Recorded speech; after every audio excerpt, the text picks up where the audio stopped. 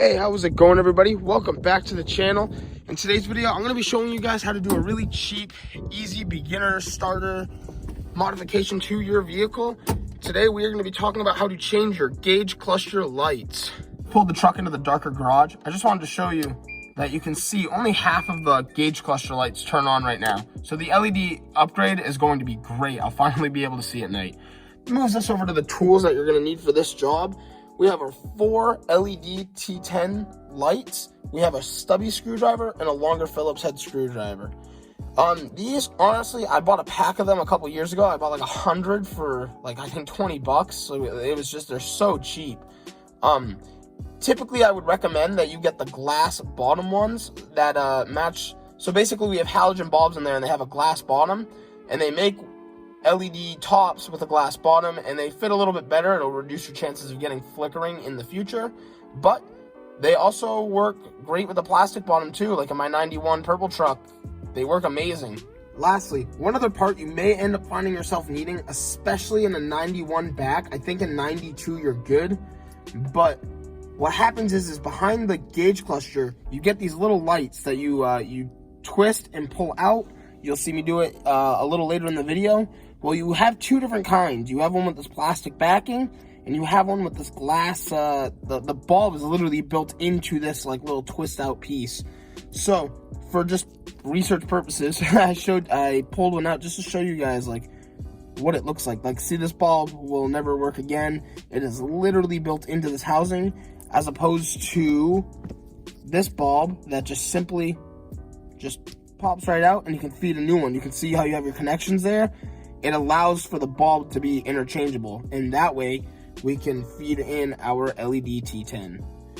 So what's nice is these plastic things are super cheap. I'm gonna put some on screen that you can buy right off Amazon. You can get like a pack for like, you know, I don't know, 8-10 bucks it was, and I'm gonna put a picture on screen right now so you can see them.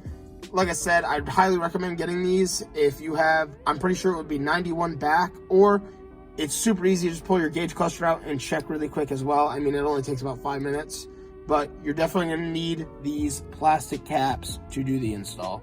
And this brings me to our next part, where the very first thing you're gonna wanna do in this install is you're going to wanna remove the 4 screws in the middle here, and then the 2, one on each side, to remove your steering column trim.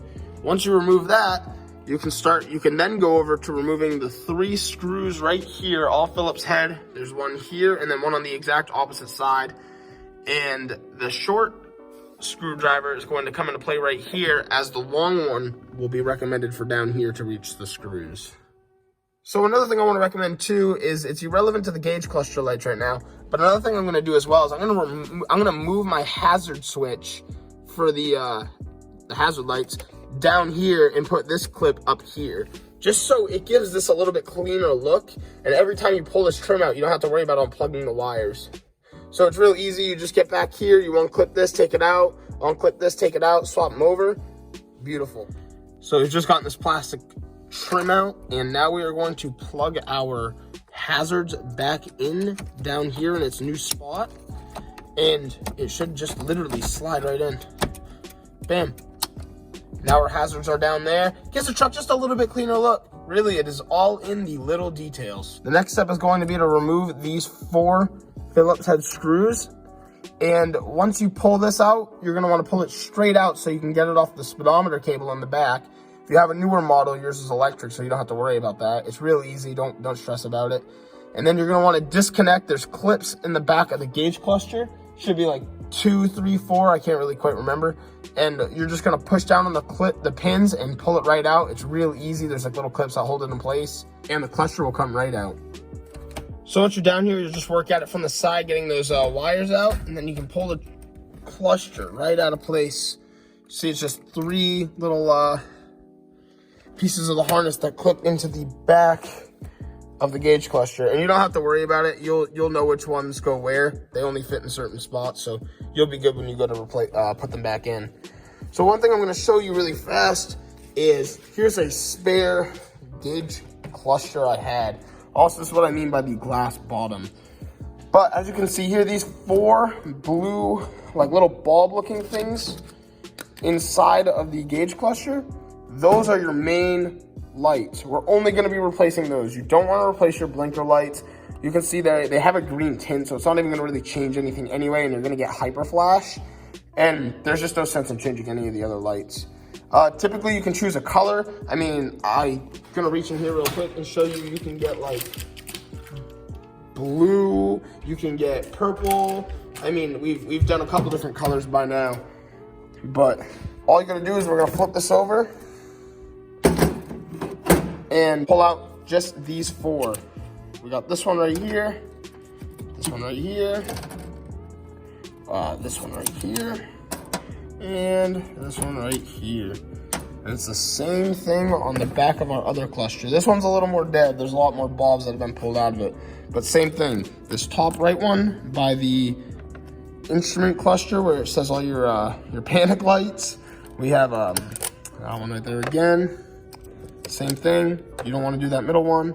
And you'll know you have the right one because inside it's got that blue tint.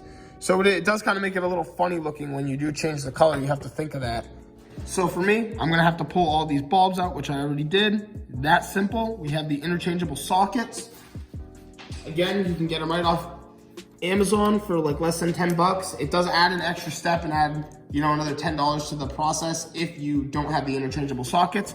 But we're just gonna take our LED bulbs and they just literally slide right in to each one. And you do this 4 times. It's just the easiest thing ever. And what we're gonna wanna do is we're gonna plug our gauge cluster in and we're gonna check the lights. Some of them may need to be flipped around. So if I put one in and turn it and it's not working, you're gonna take it, you're gonna flip the bulb and place it back in and try it again. And it's literally this simple. Before we go place this inside our truck, like I said, you're gonna take these new housings and just twist them in. And it's like I said, it's just so simple to do. Very easy beginner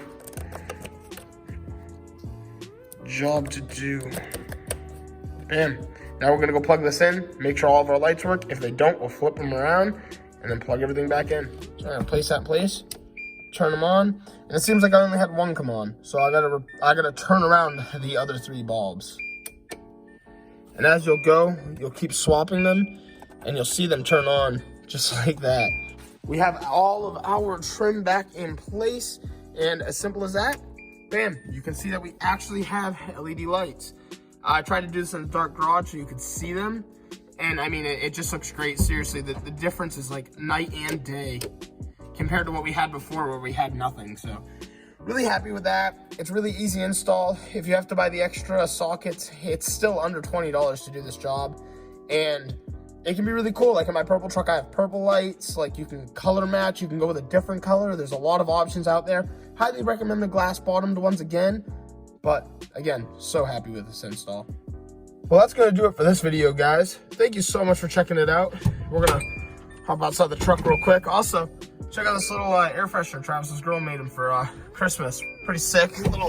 Little bit of red truck and the black truck because this is the winter beater.